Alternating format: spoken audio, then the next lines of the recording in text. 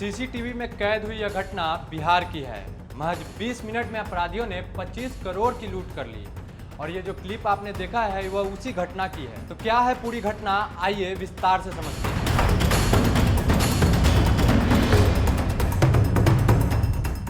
तो फिर मारा पीटा, फिर बोला कि इसको पहले ठोको, इसको यही सीआईडी बना है। कुछ भी ये नहीं किया गया, छोड़ा नहीं, सारा लेके गया हुआ है स्टॉक। फोन ले लिए थे वो, सबके यहाँ पे सर पे गन लगा के सबको साइड करवा देते। बिहार में बहुत सी घटनाओं को आपने सुना होगा।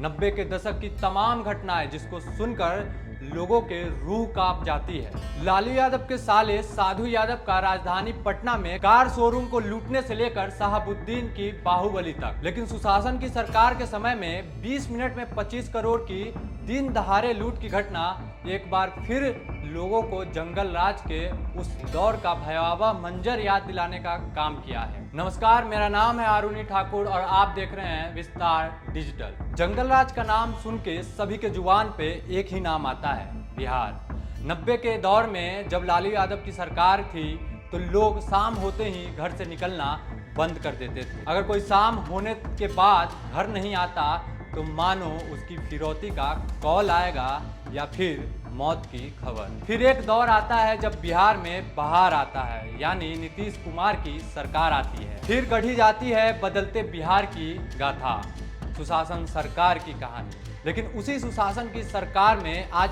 ऐसी घटनाएं हो रही है मानो जंगल राज का वही दौर लौट आया हो। और ये बातें हम नहीं, बिहार की विपक्षी पार्टियां कर रही है। सुन लीजिए। लालू जी के शासनकाल को, 15 साल के शासनकाल को, राबड़ी जी के शासनकाल को लोगों ने एक प्रोपेगेंडा के तौर पर जंगल राज, जंगल राज, जंगल राज, अपराधियों का राज बताया। आंकड़े जो है हम आप लोगों के सामने महोदय हम पेश करना चाहते हैं, जिससे तय हो जाएगा कि जंगल राज कब था भी कि नहीं या अभी है। घटना है 10 मार्च की। बिहार की राजधानी पटना से महज 70 से 75 किलोमीटर दूर आरा शहर में टाटा कंपनी की ज्वेलरी ब्रांड तनिष्क के शोरूम में हथियारों से लैस कुछ लड़के आते हैं। लड़के इसलिए क्योंकि इन सब की उम्र महज 25 साल से भी कम था। इन लड़कों में न कानून का डर था न पुलिस का खौफ।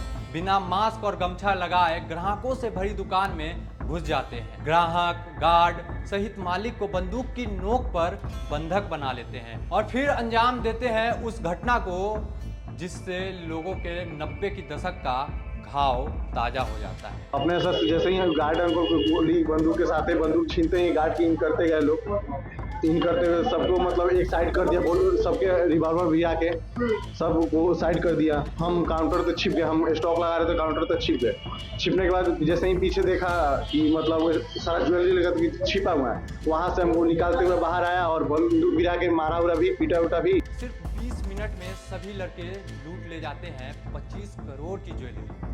दुकान मालिक बार बार कॉल लगाते रहता है लेकिन पुलिस वाला फोन नहीं उठाते, मानो उनके कान पे जू रेंग गई हो। अंदर इनके हथियार के साथ गेट पे गार्ड अंकल को अंदर ढकेल के वो लगा रहे थे। वैसे मैं सीढ़ी के पास थी, मैं वहीं पे उसी टाइम पुलिस को कॉल कर दी थी, बट पुलिस को कोई रिस्पांस नहीं आया था। वहाँ से पुलिस बार बार कहती कि ठीक है गाड़ी पहुँच रहा है, वहाँ पे पुलिस पहुँच रही है, बट कोई रिस्पॉन्स नहीं है। मैं घटना के बाद पुलिस पहुँचती है जैसे अमूमन होती रही है। फिर शुरू होता है जांच का सिलसिला।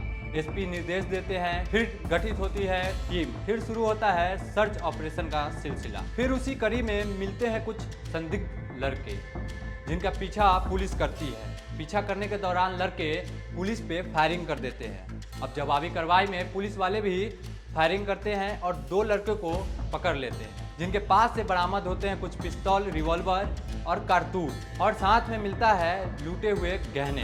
तो हम लोग लगे हुए हैं, लेकिन घटना हुई है, लेकिन उसका जो है त्वरित जो कार्रवाई करते हुए, जैसा कि आप जानते हैं कि कुछ महज घंटों में ही हम लोगों ने जो है जो इसमें जो चेकिंग लगाया उसका ही अच्छा परिणाम है कि इतनी बड़ी घटना को हम लोगों ने सफलतापूर्वक जो है। लूट में शामिल बाकी लड़कों की तलाश जारी है। आज के लिए इतना ही। देश दुनिया की तमाम खबरों के लिए देखते रहिए विस्तार डिजिटल। धन्यवाद।